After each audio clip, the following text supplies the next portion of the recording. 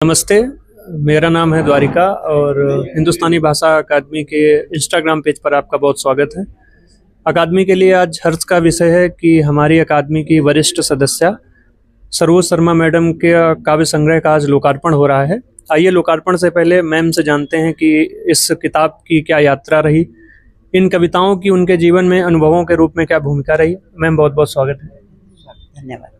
Ma'am सबसे पहले तो इस किताब का शीर्षक मैं अभिव्यंजना, ये शीर्षक रखने के पीछे का क्या कारण था? इसमें यह है कि अभिव्यंजना का तात्पर्य वही होता है कि अभिव्यक्ति, तो जो हम कविता लिख रहे हैं वो स्वतः हमारे किसी अनुभव से, किसी याददाश्त से, या कोई ऐसा हादसा जीवन में होता है सामाजिक परिवेश का आसपास में, तो उससे वो कविता का जन्म होता है। उन्हीं चीज़ों से शब्द हमारे अंदर अंकुरित होते हैं। तो उन्हीं में एक मैंने उसको इधर उधर ना भटक के ना कि मैं किसी कविता को शीर्षक से इसका नाम जोड़ूं या कुछ स्पेशल किसी और में जोड़ूं, तो मैंने इसको सीधा साधा सिंपल नाम दे दिया है अपने हिसाब से, बिल्कुल सामान्य, कि मेरी ये अपनी भावनाओं की अभिव्यक्ति है। तो उसको मैंने मैं अभिव्यंजना का मतलब है कि भाई ये किसी की भी हो सकती है। इसमें जो भाव होंगे वो कहीं ना कहीं किसी के जीवन से, कहीं से अनुभूतियों से, कहीं से मेल अवश्य आएंगे। और इसका जो शुरू से जो उसकी पहली कविता है उसको आप अगर पढ़ते जाएंगे, वो कविता लेके आपको लगेगा ये शुरू है, और अंत वाली जो कविता पढ़ी जाएगी वो मेरे जीवन का कुछ थोड़े कठिन समय की कविता है। अभी मेरे पति का स्वर्गवास हुआ है नवंबर में 2025 में, तो उस समय की वो एक कविता है कि जैसे एक शुरू का आरंभ हुआ एक पहली कविता से ही, मुलाकात और सब कुछ, वो दौर कॉलेज का ये वो, और अंत में वो पूरा जैसे समाप्त हो गया। एक पूरी की पूरी जो किताब में पूरी यात्रा से मुझे खुद भी ऐसा अनुभव हुआ लिखते हुए कि स्वतः ही हो गया ये कुछ अपने आप। जी मैम, तमाम अनुभवों से भरी हुई ये किताब है और आज ये किताब का लोकार्पण है। अपने पाठकों तक ये किताब आज से जाना प्रारंभ हो जाएगी, तो पाठकों के लिए आप कोई संदेश देना चाहेंगी कि मेरा यही अनुरोध है कि आप कविता को, अपनी कविताओं पे अपनी पढ़ें, अपनी इसमें अपनी अभिव्यक्ति, अपने भाव भी प्रकट कर सकते हैं जो इसमें जो प्रकाशक का पूरा दिया हुआ है उस पर मैंने उनको बोला है। आप यदि कोई चाहे तो अपना इसका समीक्षा करके या जो भी चाहे तो वो वहाँ भेज सकते हैं। तो उसको मैं नेक्स्ट, मेरी जो अभी कविता दूसरी तैयार है, एक कविता संग्रह और एक लघु कथा का, तो उसको मैं कहीं ना कहीं उनके जो मुझे वो देंगे अपनी समीक्षा करके, जो अपने वक्तव्य उसमें देंगे, तो मैं कोशिश है कि उनको मैं उसमें ऐड कराऊंगी।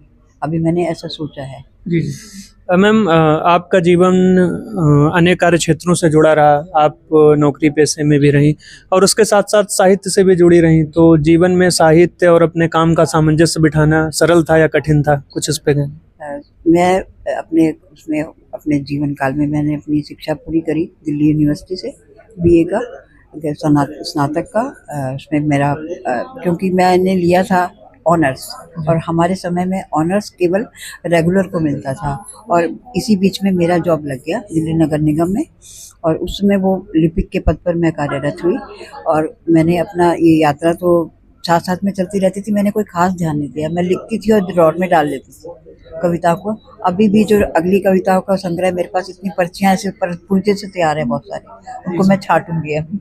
तो उसमें अब मैं कि फिर उसके बाद में मेरी जॉब लग गई। जॉब में मैं आने के बाद में बच्चे, गृहस्थी, ये सब कुछ, मतलब उतना मैंने सीरियसली इन चीज़ों को कभी लिया नहीं, लेकिन साहित्य में रुचि मेरी अवश्य रही और मैंने आगे अपनी शिक्षा जारी रखी। शिक्षा में मैंने अपना हिंदी उसमें एमए किया। उसके बाद में मैंने रिटायरमेंट से जस्ट 8 और 7 साल पहले मैंने समाजशास्त्र में किया स्नातकोत्तर, और दोनों मैंने 2 एमए पूरी करी अपने जीवन काल में। फिर मेरा जो अपनी प्रमोशन थी, अपने एक परीक्षा पास करके, विभागीय परीक्षा को पास करके, हिंदी की थी वो, उसमें पास करने के बाद में मैं उत्तीर्ण हुई उसमें अच्छे नंबरों से। तो उसके बाद मैं अनुवादक के पद पे आ गई, तो वो भी मेरा कार्यक्षेत्र पूर्णतः हिंदी से जुड़ गया। पूरा वो डिक्शनरी और वो सब कुछ वैसा ही उसमें रहा, और उसमें मैंने बहुत अच्छा, इस कृपा रही मेरे ऊपर। मेरे ऑफिसर बहुत हमसे खुश थे, हमारे अनुवाद कार्य से हमें बहुत अच्छा माना जाता था, टॉप पे रहते थे हम उसमें। और उसके बाद में फिर उसी आधार पर मेरी प्रमोशन भी जल्दी हो गई। फिर मैं प्रशासन में आ गई, प्रशासनिक अधिकारी और सहायक निगम सचिव के पद पे मैं फिर आ गई उसके बाद में। तो निगम सचिव का कार्यालय रहता है, ये सारा जो एग्जीक्यूटिव और डेलिबरेटिव विंग होता है ना, तो उसमें मेयर ऑफिस और सारा काउंसिल और सारी मीटिंग्स, और उसमें एजेंडाज होते हैं, और उसमें कार्यसूची बनती है, उसके बाद में मिनट्स होते हैं, तो उसमें क्या रहा, वो भी मेरा हिंदी से जुड़ा हुआ रहा, कार्यक्षेत्र मेरा हिंदी से ही रहा ज़्यादातर जो है मेरा। तो आपके रिटायरमेंट तक भी मैं सहायक निगम सचिव के पद पर से रिटायर हुई 1974 में, 2014 में, सॉरी 1974 में तो मेरा विवाह हुआ था, तो 2014 में मैं रिटायर हुई थी। उसके 10.5 साल तक मैंने वहाँ अनुवाद कार्य के पद पर, फिर वापस मुझे बुलाया गया तो मैंने ज्वाइन कर लिया था। मैम, आज के कार्यक्रम के लिए बहुत सारी शुभकामनाएं, और इस पुस्तक के लिए भी आपको हार्दिक शुभकामनाएं। पाठकों की प्रतिक्रिया आप तक जरूर पहुंचेगी, और हमें समय देने के लिए बहुत बहुत धन्यवाद।